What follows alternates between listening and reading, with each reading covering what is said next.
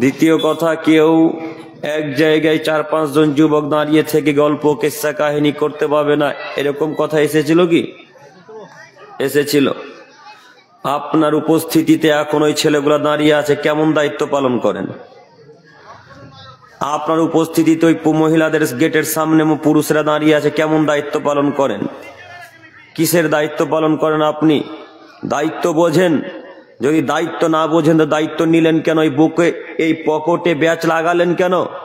ভলেন্টিয়ারের দায়িত্ব নিলেন কেন? আপনি জানেন দায়িত্ব কত বড় জিনিস?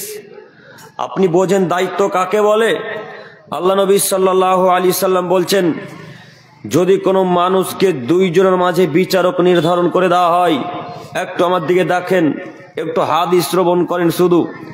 আল্লাহ নবী বলছেন, যদি কোনো মানুষকে 2 জনের মাঝে বিচারক নির্ধারণ করা হয়, ফাকাত জুবিহা বিগয়রি সিক্কিন, তাকে যেন মানুষ একেবারে বিনা ছুরি, বিনা হাসুয়া, বিনা বটিতেই জব করে দিল।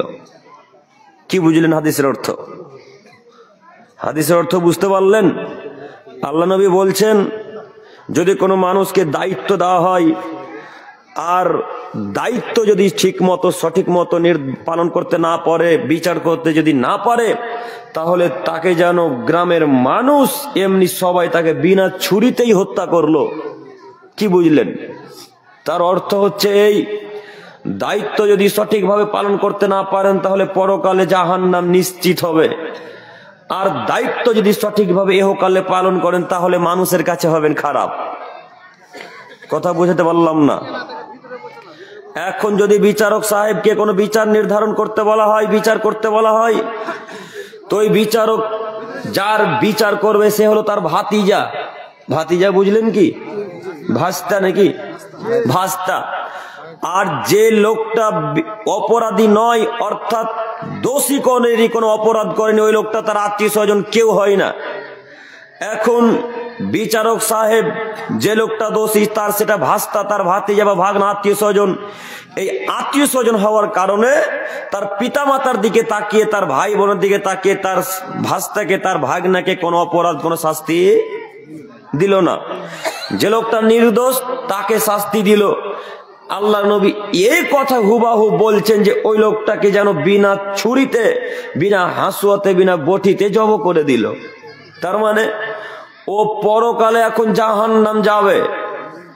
এখন এই বিচারক যদি সঠিক বিচার করে, এই বিচারক যদি তার ভাস্তার নামে সঠিক বিচার করে, তাহলে তার ভাইয়ের কাছে, তার চাচার কাছে, তার ভাই বোন, আত্মীয় স্বজন সবার কাছে হয়ে যাবে খারাপ। তাই তার ইহকালও নষ্ট, পরকালও নষ্ট। কথা বুঝতে পারেননি মনে হয়? তাই আপনাকে আমি অনুরোধ করে বলি যে আপনি দায়িত্ব নিয়েছেন, কোন পুরুষ রাস্তাতে দাঁড়িয়ে থাকবে, এটা আপনি মনে করিয়েন না যে আল্লাহ কিয়ামতের মাঠে জিজ্ঞাসা করবে না। আল্লাহ অবশ্যই অবশ্যই কিয়ামতের মাঠে জিজ্ঞাসা করবেন। আদমের ছেলে মেয়ে তোমরা যেই দায়িত্ব নিয়েছিলে সেই দায়িত্ব সঠিকভাবে আদায় করেছো কিনা? আদমের ছেলে মেয়ে তোমরা ভলেন্টিয়ারের দায়িত্ব ছিলে, তোমাদের উপস্থিতিতে কোনো যুবক যুবতী আপসে গল্প করেছে কিনা? তোমরা দায়িত্বে ছিলে, তোমাদের উপস্থিতিতে কোনো যুবক, 2 জন 3 জন যুবক একসাথে দাঁড়িয়ে গল্প করেছে কিনা? তোমরা এই দায়িত্ব কিভাবে পালন করেছো? এই কথা যদি আল্লাহ তাআলা কিয়ামতের মাঠে প্রশ্ন করেন, যদি জিজ্ঞাসা করেন, তাহলে আপনি উত্তর কিভাবে দিবেন? এতটুকু বিবেচনা করে দায়িত্ব পালন করেন, এতটুকু বিবেচনা বোধ করে দায়িত্ব পালন করেন যে আল্লাহ যদি জিজ্ঞাসা করে আমি যেন উত্তর দিতে পারি, এইভাবে দায়িত্ব পালন করেন। এইভাবে আপনি প্রশ্নের উত্তর দিতে পারবেন না। এখনো কি দায়িত্বশীলরা এখানে আসেননি? কি এসেছেন? ভাইয়া আপনাদেরকেই বলছি, দায়িত্বশীলরা আপনারাই কি? কথা বলো না। ওই যারা দাঁড়িয়ে আছেন বসে যান, বসে যান।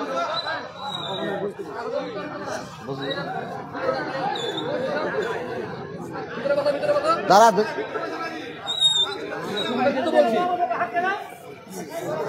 না শোনার ইচ্ছা। সম্মানিত উপস্থিতি, জরুরি একটি কথা, যদি বক্তব্য শুনতে ভালো না লাগে তো আপনি চলে যান, ফজরে উঠতে পারবেন ইনশাল্লাহ।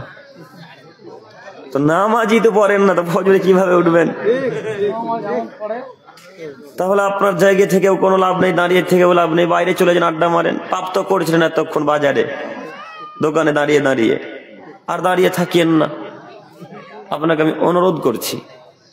সম্মানিত মুরব্বী সাহেব, 1 2 দায়িত্ব সম্পর্কে যদি আল্লাহ তাআলা জিজ্ঞাসা করে তো আদমের ছেলে মেয়ে ধ্বংস হবেই। দায়িত্ব সম্পর্কে যদি আল্লাহ জিজ্ঞাসা করে কিয়ামতের মাঠে, তাহলে আদমের ছেলে মেয়ে ধ্বংস হবেই হবে, এটা চূড়ান্ত কথা। এ কথা মুহাম্মদ সাল্লাল্লাহু আলাইহি সাল্লাম বলেন। একটু এই যে কয়েকদিন আগে গেল জানুয়ারি মাস, না এখনো তো জানুয়ারি মাস চলছে, কয়েকদিন আগে গেল 31শে ডিসেম্বর, তার কয়েকদিন আগে গেল 25শে ডিসেম্বর, তার কয়েকদিন আগে গেল 21শে ডিসেম্বর। এই সব দিনগুলোকে মেনেছে আমাদের মতো মুসলমানের বাচ্চা মুসলমানেরা। যে এই যে 1 জানুয়ারি আর 31st নাইটকে পালন করেছি আমি আর আপনি, আমার মতো যুবক, আপনার মতো যুবকেরাই। কথা ভুল হচ্ছে মনে হয়।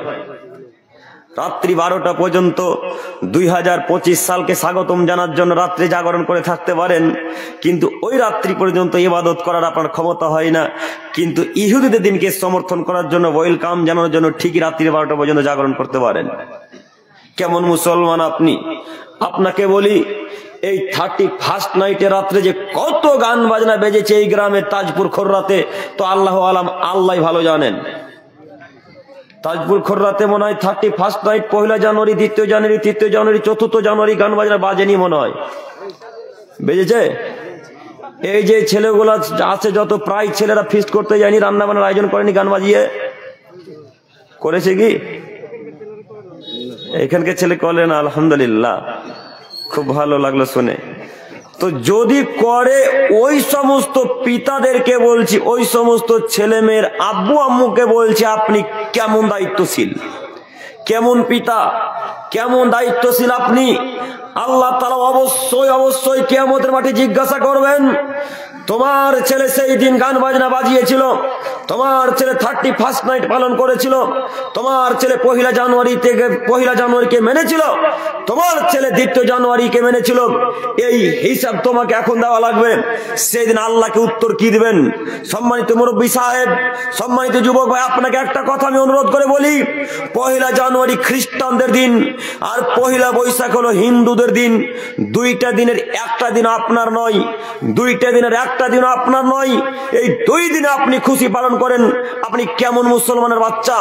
এই 2টা দিন আপনি খুশি পালন করেন, আপনি কেমন মুসলমানের বাচ্চা? আপনি মুসলিম, এটা আমরাকে বলতে কেমন লাগে? আপনি মুসলমান আর বড় কেক ওই বাজার থেকে নিয়ে এসে মেয়ের হ্যাপি বার্থডে পালন করেন, এই নাকি মুসলমান? আপনি মুসলিম পরিচয় দেন আর 31st নাইট 1 জানুয়ারিতে স্বামী স্ত্রী সবাই মিলে মাঠে গিয়ে ড্যান্স করে, গান বাজনা বাজিয়ে, রান্না বান্নার আয়োজন করেন, এই তো আপনি মুসলিম। আপনি মুসলমানের বাচ্চা, মুসলমানের পরিচয় দিয়ে রাস্তাঘাটে গান বাজনা বাজাতে বাজাতে, ড্যান্স করতে করতে, বেরিয়ে ড্যান্স করে ঘুরে বেড়ান, এই তো আপনি মুসলিম। সম্মানিত দিনী ভাই, একটু আপনাকে বলে রাখি, আল্লাহ নবী সাল্লাল্লাহু আলাইহি সাল্লাম বলেছেন, শতদিন আগে, 1450 বছর পূর্বে মুহাম্মদ সাল্লাল্লাহু আলাইহি সাল্লাম বলেছেন, মান তাসাব্বাহা বিকাউমিন ফাহুয়া মিনহুম। আদমের ছেলে মেয়ে শোনো, তোমাদের মধ্যে যদি কোনো মানুষ, তোমাদের মধ্যে যদি কোনো নারী, তোমাদের মধ্যে যদি কোনো পুরুষ নারী যেই হোক না কেন, যদি কোনো জাতিকে অনুসরণ করে চলে, যদি কোনো জাতিকে মানে, যদি কোনো ধর্মকে অনুকরণ করে চলে, তো ওই জাতি যাবে যেখানে, ওই ধর্মের মানুষ যাবে যেখানে, ওই মানুষ যাবে যেখানে, ওই লোকটাও যাবে সেখানে। একটু হাদিস তো 1450 বছর থেকে মিসকাত আর নাসাইতে আছে, হাদিস তো 1450 বছর থেকে মিসকাতে পড়ে আছে হাদিস। একটু হাদিসের অর্থ পড়ে জাতির সামনে বলার চেষ্টা করলেন না কেন? এই হাদিসকে লক্ষ্য করে আপনাকে বলতে চাইছি, 1 জানুয়ারি বলেন আর 1 বৈশাখ বলেন, 25শে ডিসেম্বর বলেন আর 31শে ডিসেম্বর বলেন, এই যত দিন আছে এই সব দিন কি মুসলিমদের অন্তর্ভুক্ত? এই সব দিন কাদের অন্তর্ভুক্ত? সব খ্রিস্টানদের অন্তর্ভুক্ত। ইহুদি আলাদা, খ্রিস্টানেরা আলাদা, ইহুদিরা আলাদা, খ্রিস্টানেরা আলাদা। খ্রিস্টানেরা 1 জানুয়ারিকে স্বাগতম জানায়, হ্যাপি নিউ ইয়ার বলে। খ্রিস্টানেরা 31শে ডিসেম্বর পালন করে, খ্রিস্টানেরা 25শে ডিসেম্বর পালন করে, আর হিন্দু ভাইয়েরা 1 বৈশাখকে পালন করে। বুঝেননি? ওই তো আপনাদের ওই বাজারে যখন কোনো মানুষ ধার কোনো জিনিস ক্রয় বিক্রয় করে, তখন যিনি বাজার দোকানের মালিক তিনি পহিলা বৈশাখের 2-1 দিন আগে একটা কার্ড পাঠিয়ে দেয় যে পহিলা বৈশাখ আসছে, এখন টাকা দেওয়া লাগবে। দেখেননি? কথা বোঝাতে পারছি কি আমি? ওই নীতি হলো হিন্দু ভাইদের নীতি। আপনি দেখবেন যখন পহিলা বৈশাখ আসবে তখন দোকানটাকে খুব সুন্দর করে এইভাবে ফুল দিয়ে সাজাবে, দোকানের নিচে চুনকালি দিয়ে কিছু কিছু যেন আঁকে, ফুল আঁকে, আরো কি কি করে আল্লাহ আলাম, আল্লাহ ভালো জানেন। তো এই নীতি হলো হিন্দুদের নীতি। আর পহিলা জানুয়ারি আর 31st নাইট হলো খ্রিস্টানদের নীতি। এই 2 দিনের মধ্যে আপনার কি খুশি আছে বলেন? বলেন, এই 2 দিনের মধ্যে আপনার কি আছে? আপনার কি কল্যাণ আছে? আপনি কেন সেই দিনকে প্রাধান্য দিলেন? কেন সেই দিনকে মূল্যায়ন করলেন?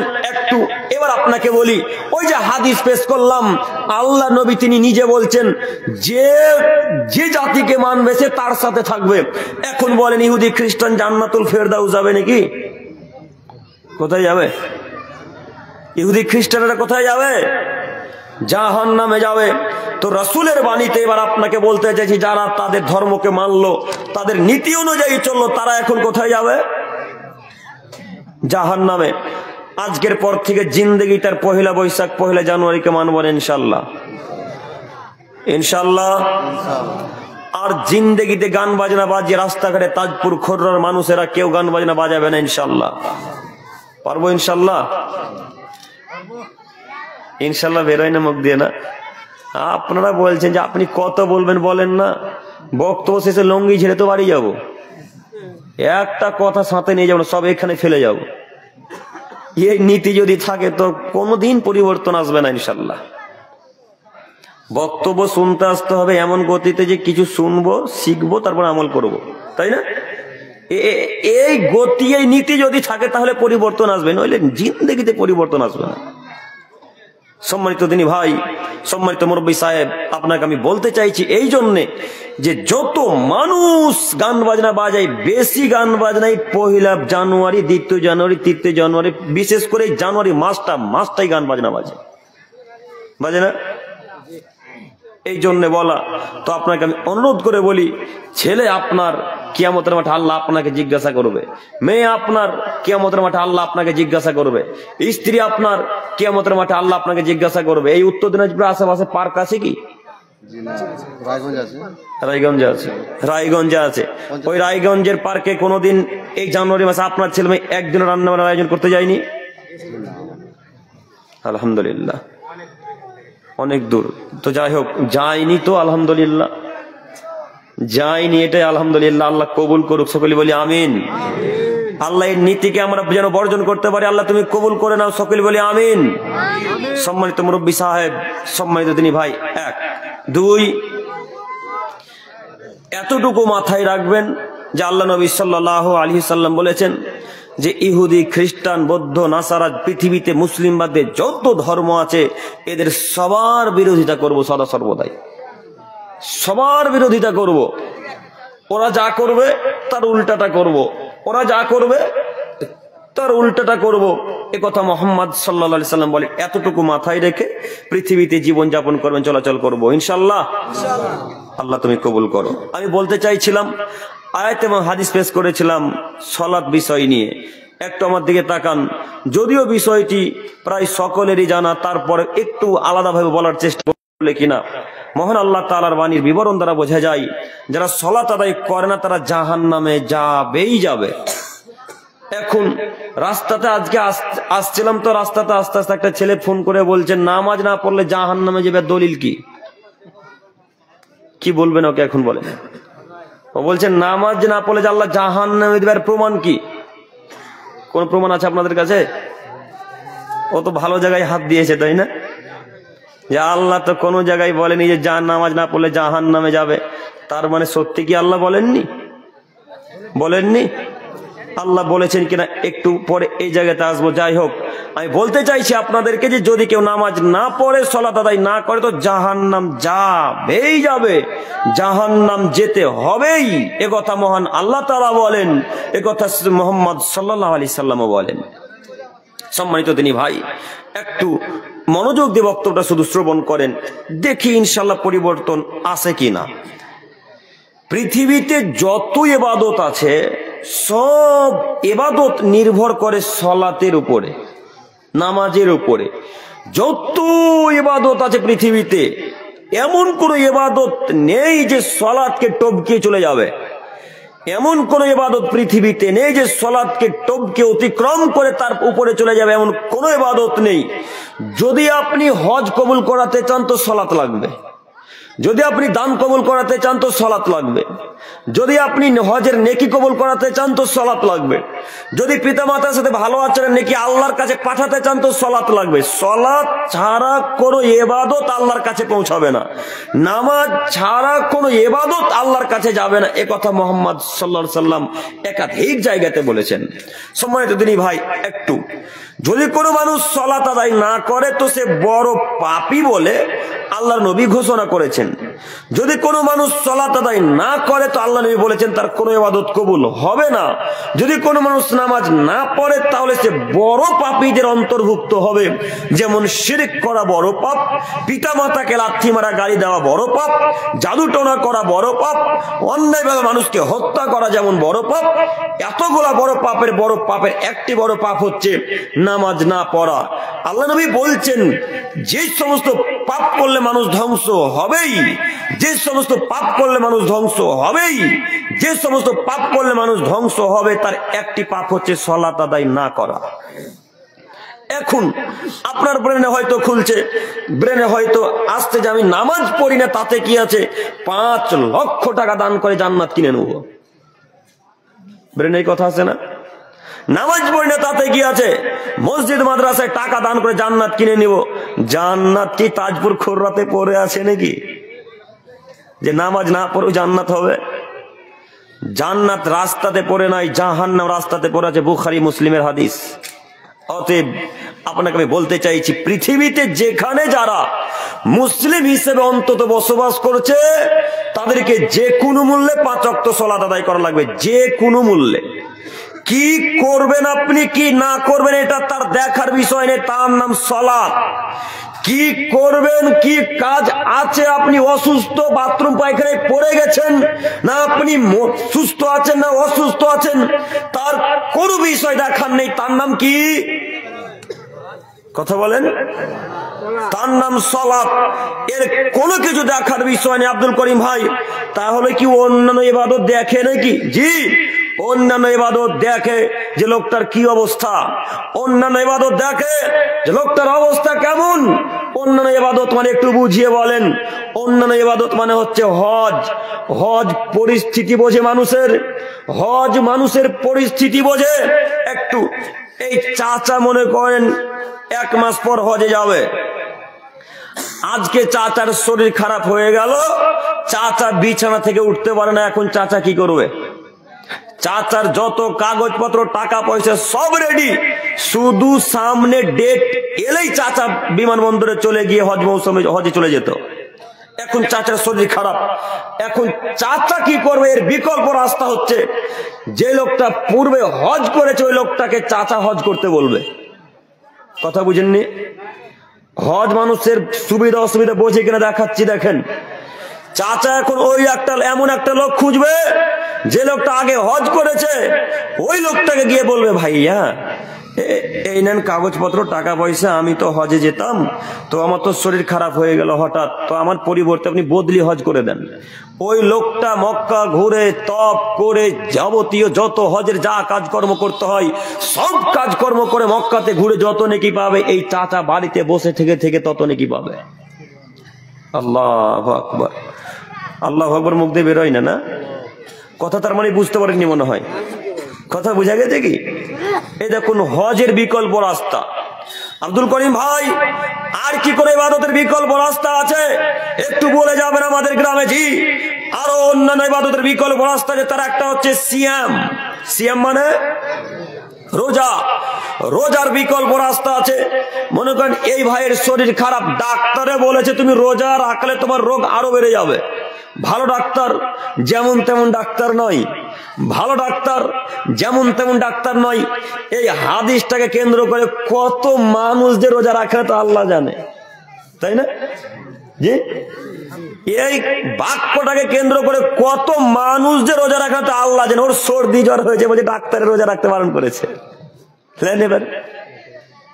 সামান্য এতটুকু পা হাত কেটে তাই বলছে আর ডাক্তারে রোজা রাখতে মানা করেছে। যদি ওষুধ না খায় তো রোগটা আরো বেড়ে যাবে। এতটুকু হাত কেটেছে, কি পারবে গো এখন, কি পারবে? মানে রোজা রাখবে না তার জন্য কত বাহানা পৃথিবীতে। এইসব ডাক্তার বললে চলবে না।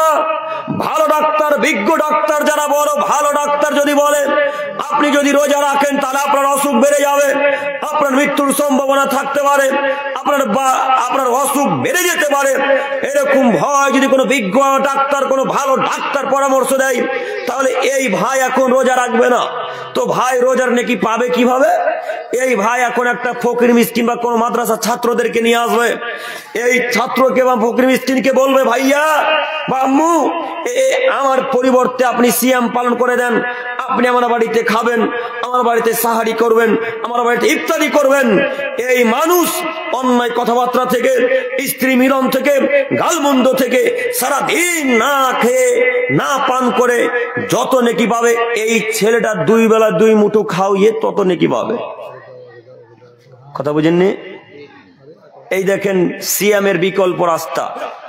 সিয়াম মানুষের সুবিধা অসুবিধা বোঝে, হজ মানুষের সুবিধা অসুবিধা বোঝে, কিন্তু সালাত এত ভিন্ন ধরনের ইবাদত, সালাত এত ভিন্ন ধরনের ইবাদত যে কোনো মানুষের সুবিধাও বোঝে না অসুবিধাও বোঝে না একটু। আপনি মনে করেন আপনার শরীর খারাপ, আপনি বিছানা থেকে উঠতে পারেন না, এই মাজা থেকে এদিক প্যারালাইসিস, শুধু এইদিক নড়াচড়া করে, কোমর থেকে নিচে দিক নড়াচড়া করে না।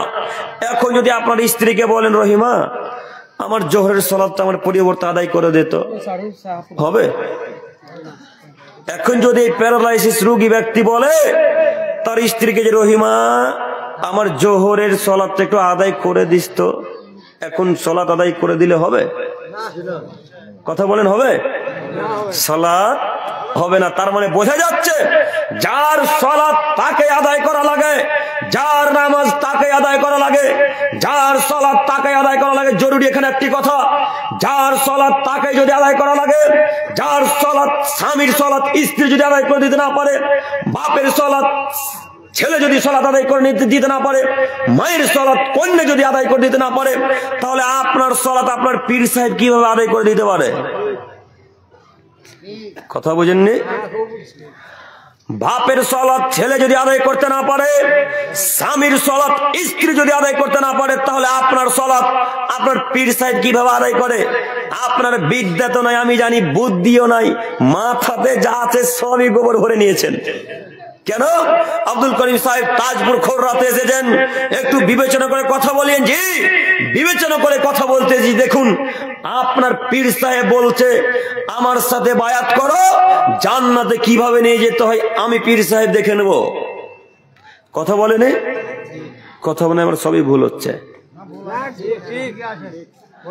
আমার সাথে বায়াত করো, জান্নাতে কিভাবে নিয়ে যেতে যাওয়া লাগে, কিভাবে নিয়ে যাওয়া লাগে আমি দেখে নেব, আমি দেখে ছেড়ে দেবো। আচ্ছা বলেন, যে ব্যক্তি নিজের সালাত আদায় করলো না, যে ব্যক্তি দিনে জিন্দেগিতে কোনোদিন নামাজ পড়লো না, কোনো সৎ আমল করলো না, ভালো ইবাদত করলো না, ওই লোকটাকে পীর সাহেব কিভাবে জান্নাতে নিয়ে যাবে? জরুরি আরো কথা প্রায় দিন আলোচনাতে বলে থাকি, হয়তো আপনারা শুনেছেন আপনাদের পীর সাহেব খুব বড় পীর, এখানে বসে আছে, মদিনাতে কি ঘটছে তাই নাকি বলে দিতে পারে। গায়েবের খবর নাকি আপনার হুজুর বলতে পারে, গায়েবের খবর নাকি আপনার পীর সাহেব বলতে পারে। আরে গায়েবের খবর মোহাম্মদ সাল্লাল্লাহু আলাইহি সাল্লাম বলতে পারলেন না, আর আপনার হুজুর বলতে পারলেন। গায়েবের খবর মুহাম্মদ সাল্লাল্লাহু আলাইহি ওয়াসাল্লাম বলতে পারলেন, আপনার হুজুর বলতে পারলেন। গায়েবের খবর ইব্রাহিম আলাইহিস সালাম বলতে পারলেন, আপনার হুজুর বলতে পারলেন। গায়েবের খবর মুসা আলাইহিস সালাম বলতে পারলেন, আপনার হুজুর বলতে পারলেন। ইব্রাহিম আলাইহিস সালাম গায়েবের খবর বলতে পারেন না, মুহাম্মদ সাল্লাল্লাহু আলাইহি ওয়াসাল্লাম গায়েবের খবর বলতে পারেন না, মুসা আলাইহিস সালাম গায়েবের খবর বলতে পারেন না। আব্দুল করিম ভাই, এই তিনজন ব্যক্তি নাম নিয়ে বললেন কেন? এদের চাইতে আরো তো নবী আছে, এদের বললেন না কেন? জি, অন্যান্য নবীদের নাম নিলাম না এই জন্য, এই তিনজন নবী এত দামি নবী, এই তিনজন নবী এত দামি নবী, এই তিনজন নবী এত দামি নবী, তারা বিখ্যাত নবী। মহান আল্লাহ তাআলা মুসাকে বলছেন, মুসা তুমি আমার সাথে কথা বলেছো, তাই তোমার নাম আমি দিলাম কালিমুল্লাহ। যে মুসা আল্লাহর সাথে কথা বলেছেন। যারা আল্লাহর সাথে কথা বলে তারা কি যেমন তেমন মানুষ? যারা আল্লাহর সাথে কথা বলে তারা কি যেমন তেমন মানুষ? এই জন্য মুসা আলাইহিস সালামের নাম নিলাম।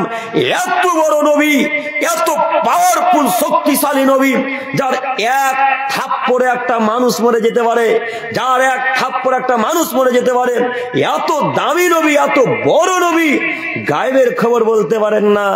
আপনার হুজুর সামান্য জুব্বা পরে আছে আর বলতে পারে গায়েবের খবর?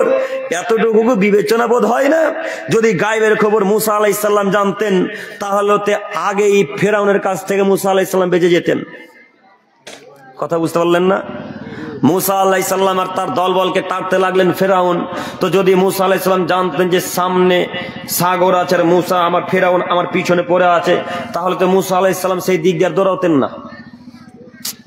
কথা বুঝাতে পারি না মনে হয়। কথা কি বুঝতে পারছেন আমার? মুসা আলাইহিস সালাম যদি গায়েবের খবর আসলেই জানতেন, তাহলে তো ফেরাউনের কাছ থেকে কবেই চলে যেতেন। তার মানে মুসা আলাইহিস সালাম গায়েবের খবর জানতেন না।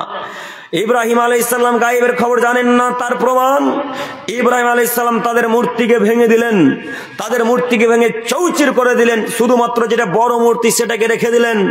এসে তার বাপেরা জিজ্ঞাসা করছে, ইব্রাহিম কে মূর্তি ভাঙলো?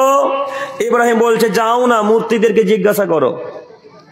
ইব্রাহিম আলাইহিস সালামের বাপ তখন বলছে, আরে বলো কি, মূর্তি কি কথা বলতে পারে?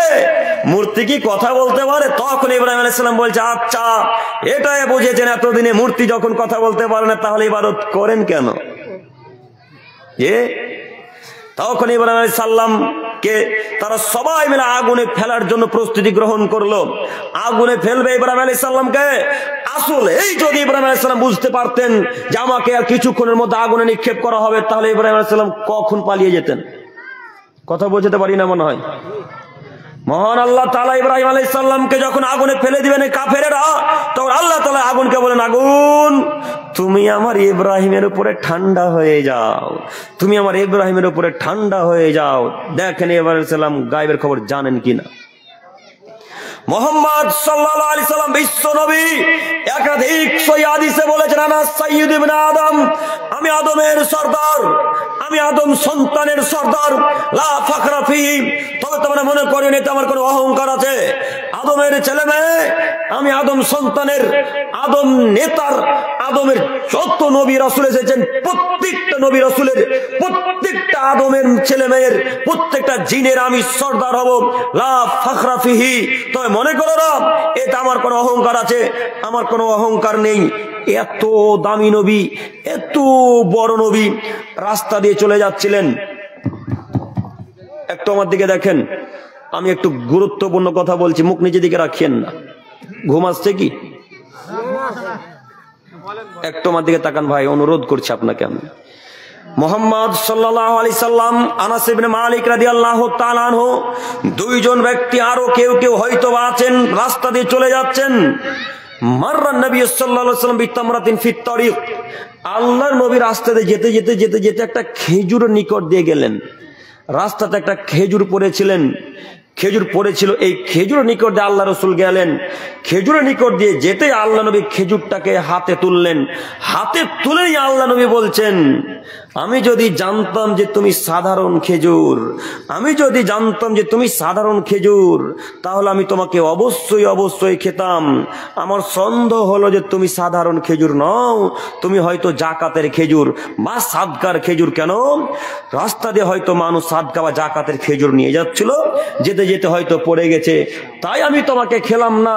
যদি আমি কনফার্ম বুঝে নিতাম যে এটা তুমি সাধারণ খেজুর, তাহলে আকাল তুহা, আমি তোমাকে অবশ্যই অবশ্যই খেতাম। জরুরি এখানে একটি কথা, বুখারী মুসলিমের হাদিস, সামান্য খেজুরটা সাদকার খেজুর না জাকাতের খেজুর, সামান্য খেজুরটা সাধারণ খেজুর না জাকাতের খেজুর, এই কথা মুহাম্মদ সাল্লাল্লাহু আলাইহি সাল্লাম বলতে পারেন না, আর আপনার হুজুর কিভাবে পরদিনের গায়েবের কথা বলতে পারে? প্রমাণ বোঝাতে পারিনি মনে হয় আমি। তার মানে হুজুর আপনার বেয়াদবি করে আপনার সাথে, হুজুর আপনার সাথে বেয়াদবি করে, শুধু আপনার সাথে না আপনার বংশের সাথে বেয়াদবি করে। দেখবেন আপনি, আপনার বংশকে হুজুর ফাঁকি দিয়েছে। আপনার হুজুর বলেছে যত মানুষ আমার সাথে বায়াত করবে প্রত্যেকটা মানুষকে আমি কিয়ামতের মাঠে নৌকা নিয়ে আসবো জান্নাতে নিয়ে যাওয়ার জন্য। নৌকা নিয়ে নাকি আপনার হুজুর আসবে জান্নাতে নিয়ে যাওয়ার জন্য। আচ্ছা একটা কথা বলেন, আপনার হুজুর নৌকা যদি নিয়ে আসে তো কিয়ামতের মাঠে পানি থাকবে নাকি? তো এতটুকু ব্রেন কাজ করে না মাথাতে যে হুজুর সব কথা মিথ্যা বলছে? কথা বুঝতে পারছেন আপনারা? কিয়ামতের মাঠে যে বড় নৌকা নিয়ে আসবে, বড় নৌকা, কোন কোন আপনাদের হুজুর বলছে ওই টাইটানিক জাহাজ নিয়ে আসবে। ওর বাপের টাইটানিক নাকি? আল্লাহর অর্ডার ছাড়া তো একটা মানুষ এইদিক ওদিক নড়তে পারবে না, তো আপনার হুজুর কিভাবে নৌকা চালাবে? কথা বোঝেননি? আপনাদের ব্রেন মস্তিষ্ক কি এখনো খোলেনি? আপনাকে বলি হুজুর বলছে নৌকা নিয়ে আসবো, তো নৌকা যদি চলে তো পানি লাগবে, তো নৌকা তো পানি ছাড়া চলে না, তো কিয়ামতের মাঠে তো পানি থাকবে না। আর আল্লাহর আদেশ ছাড়া একটা মানুষ এদিকেও নড়তে পারবে না, এইদিকেও নড়তে পারবে না, তো হুজুর কিভাবে নড়বে? সম্মানিত তিনি ভাই, আপনাকে আমি বোঝাতে চাইছিলাম সালাত হুজুর আদায় করলে হয় না, নামাজ হুজুর আদায় করলে হয় না। যার নামাজ তাকেই পড়া লাগে, যার নামাজ, কথা বলে, তাকেই পড়া লাগে। ঠিক সূরা ফাতিহার মতো আপনার হুজুরও বলছে সূরা ফাতিহা বলতে হয় না, আমি পড়লে নামাজ তোমাদের হয়ে যাবে। শুনেননি কথা?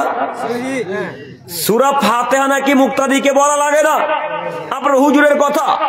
আপনার হুজুর বলছে সূরা ফাতিহা পড়তে হয় না, ইমাম সাহেব সূরা ফাতিহা পড়লে মুক্তাদিদের নামাজ হয়ে যাবে। আশ্চর্য হুজুর, আশ্চর্য দুনিয়ার মানুষও বলছে সূরা ফাতিহা বলতে হবে না, হুজুর বলবে আমরা ঠিক শুনে থেকে যাব, আমাদের নামাজ হয়ে যাবে। জি না, সূরা ফাতিহা বলা লাগবে। মহান আল্লাহ নবী বলেন লা সালাতা ইল্লা বিফাতিহাতিল কিতাব। পৃথিবীর মানুষ শোনো, যে ব্যক্তি সূরা ফাতিহা পড়লো না তার সালাত হলো না, যে ব্যক্তি সূরা ফাতিহা পড়লো না তার সালাত হলো না, যে ব্যক্তি সূরা ফাতিহা পড়লো না তার সালাত হলো না। হুজুর সূরা ফাতিহা পড়লে আপনার সালাত হবে, কে বললো আপনাকে? কে বললো আপনাকে? ওই আয়াত আপনার হুজুর ব্যাখ্যা উল্টা করেছে, ওই আয়াত আপনার হুজুর ব্যাখ্যা উল্টা করেছে। আপনার হুজুর বলেছে কোরআন তেলাওয়াত করলে নাকি মনোযোগ সহকারে শ্রবণ করতে হয়। জি হ্যাঁ, এতটুকু সত্য। কোরআন তেলাওয়াত করলে মনোযোগ সহকারে শ্রবণ করতে হয়, এতটুকু কথা সত্য। তবে সালাতে সূরা ফাতিহা পড়তে হবে, এ কথাও সত্য।